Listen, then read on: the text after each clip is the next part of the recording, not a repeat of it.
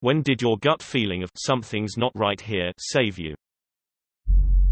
Went to a college party and one of the guys made me feel very uncomfortable. He didn't ever do anything to me, but something seemed off. I kept dumping my shots because getting smashed seemed like a bad idea. I ended up taking a friend and leaving while he told us that we were being lame by not having more of the Grey Goose. He raped another girl at the party that night. At age 5 I was almost abducted by strangers at the park who had a bunch of toys on a blanket and tried to lure me into their motor home. I looked back to my dad, who was talking to his friend maybe 100 yards away. I got a tummy ache when one of them tried to coax me by reaching for my arm to lead me away, and I screamed and ran like hell back to my dad. Years later I found out those same people had abducted other kids who weren't so lucky. Never ignored a gut feeling since. Well, I was walking home, wasn't late and I'm from a pretty safe area, but it was that time of year when it starts to get dark really early, so felt kind of ominous. Anyway, I pass this guy in a red sweater and red tracksuit bottoms and he looks at me funny. Maybe he's high, maybe he's drunk. Either way, something not quite right about him. I keep going, look behind me, he's still there. Cross the road. He crosses with me. As soon as I turn a corner I sprint to my apartment complex and run into the coded gate and wait. He rocks up a minute later and stares at me through the gate. He just stares at me for a good 10 or so seconds, then runs back the way he came. Shivers. Worked as a shot girl at a pub. One night I rejected someone who attempted to get my number. Not unusual, and he didn't seem that bothered. The whole exchange wasn't strange to me. In the early hours after the bar closed I went to leave through the back door into the car park like usual when I saw the sensor light outside was on. Someone was stood just outside the door. I felt uneasy, so went out the front and asked one of the bouncers to walk me round the back to my car. As we rounded the corner we spotted this guy lurking outside the door holding his belt like a makeshift garrote. When he saw us he started screaming that I was a and I should die. He scampered off into the road and never came back. When I was in middle school and around 14 years old I was returning home. I live like 5 minutes away from said school and I noticed there was a man following me. He wasn't looking at me. He was looking at his phone and he wore a cap so I wasn't able to see his face fully. Anyways, he gave off this weird vibe. I reached my apartment building and the guy was still behind me. I know mostly everyone who lives in my neighborhood and I couldn't recall him. Last moment I decided I wasn't going to go inside the hallway. I turned around and went to a store where I waited for my mom to come. A few weeks after there was some news about an 11-year-old girl from my school who was raped in the building right behind mine 2 days after the incident. The guy they caught looked a lot like the guy who had followed me, and given the time frame and the proximity there's a high chance that it was him. Was riding my motorcycle with a friend on the back. We were going down a country road behind a truck hauling a bunch of old car tires when all of a sudden I decided we shouldn't be there. So I slowed way down to let the truck go ahead of us. Just as I did, one of the tires fell off the truck and landed right where we would have been. I was in Turkey for vacation when I was about 7 or 8 years old, and I made friends with some other tourists but also some locals, all around the age range of 8 to 16. These two local guys were about 16, and at one point during the late afternoon they asked if I wanted to go with them to go kart outside of the hotel area, and I agreed. Approximately 30 seconds of walking along with them, I got the most chilling feeling I've ever had in my life. All the hairs on my skin rose up and I had this super uneasy feeling deep in my gut. It actually felt like some supernatural force was beckoning me to dip. I turned on my heels and sprinted so fast to get back to the hotel. I didn't even look back.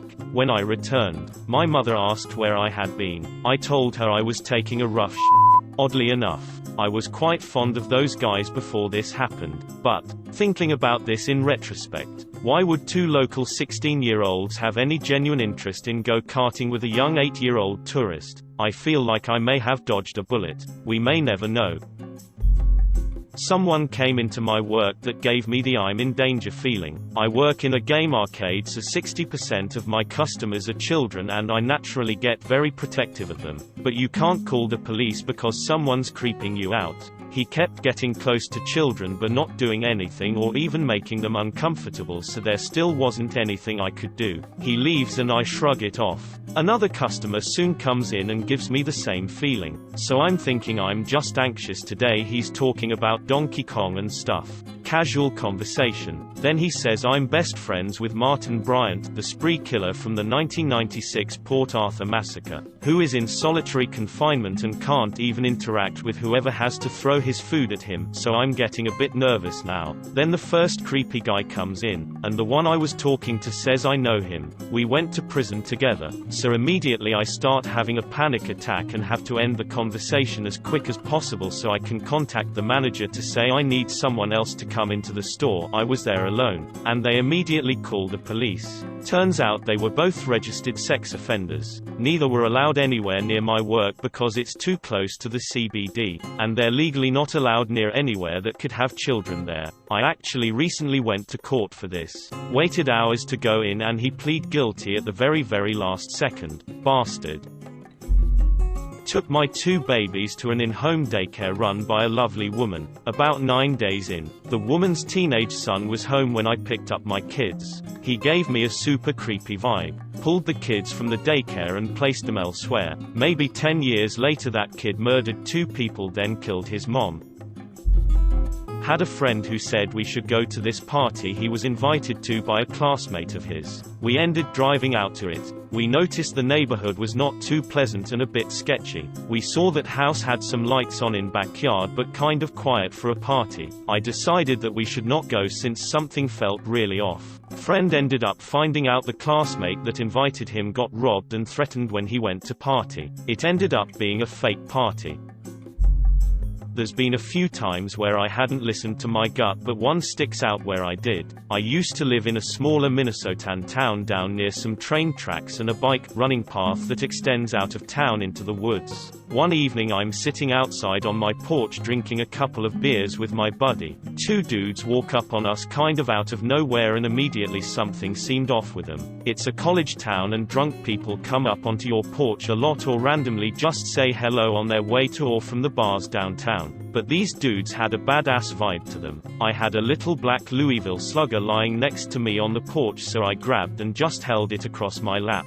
One dude asks us, "You guys got an extra smoke?" Buddy says nope. The other guy comes up real close almost onto the porch and says, "Did you see my face?" I just kept looking forward but not directly at him and just said, "Nah man, we didn't see anything." He said something like, "Good. Lil punk ass." And they both walked away. 2 nights later I'm sitting in my living room with the same buddy and the local news is on. 2 guys arrested for robbing and stabbing a man a couple nights back on the trail down by the train tracks next to where I live. My buddy had looked at their faces coming up and I had seen the dude clear as day that had asked for the smoke. It was those same guys. I woke up at 3 a.m. once sitting upright in bed. I felt on alert and my heart raced when I saw that my cat was on alert too, wide awake by my feet with his ears perked up. But I didn't see or hear anything weird. Something didn't feel right and I couldn't relax. So I got up and went to the kitchen, turned on some lights and ate food even though I wasn't that hungry. Eventually went back to bed. We discovered the next morning that someone had stopped while in the process of using some kind of tool to silently cut a big hole in the glass window in the living room. They were trying to break in, right next to the bedroom. I think the lights I turned on scared them away. Edited to add that we had 3 long years of issues with our neighbors. They repeatedly came into our property and were pissed that we put up a 9-foot fence to keep them out. This attempted break-in happened right after the fence went up and 2 days before they all moved out. Glad those pieces of shit are long gone. I'm a firefighter. We got called out to a tree fire started by fallen power lines. We pull up in the truck and I'm trusting that my driver and crew leader are doing their job and have good situational awareness. We get out of the truck and we've parked next to a set of power lines, not fallen. It's a very windy night and I can see the line swinging, so I voice my concerns to my crew leader, who says it'll be fine. We get our hose out, risk of the tree fire catching onto a house outweighing potential risk of arcing, plus the line disconnected when it fell, and I'm on the branch ready to start putting it out with two others near me when I get a chill. I look up, see the line swinging violently and yell, "Everyone move." As the three of us sprint and dive out of the way, we hear a thwip and crack, and sure enough the line we were under came loose and stayed connected to the power pole. If I hadn't got that chill, chances are we would have had 3 fried fireys.